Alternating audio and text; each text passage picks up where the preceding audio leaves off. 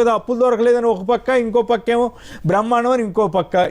ఏది నమ్మాలి? ఇప్పుడు చంద్రబాబు నాయుడు గారు వచ్చి సుమారు 18 నెలల కాలం అయింది. ఆ లెక్క చూస్తే జగన్మోహన్ రెడ్డి గారు 18 నెలల కాలంలో 99,000 కోట్లు అప్పు చేశారు. కానీ ఇదే 18 నెలల కాలంలో చంద్రబాబు నాయుడు చేసిన అప్పు ఎంతో తెలుసండి? 2.66 లక్షల కోట్లు చేశాడు. సో చంద్రబాబు నాయుడు గారు ఎంత అప్పు చేసి ఓ పక్క ఒక్క రూపాయి పేదోడికి పెట్టడు, ఇంకో పక్క అభివృద్ధిలో దూసుకుపోతుంది అంటాడు, ఒక్క పథకం అమలు చేయడు. ఏం చేస్తున్నారంటే అరాచకం, అవినీతి, దోచుకోవడం, పంచుకోవడం తప్పితే ఇంకొకటి లేదు.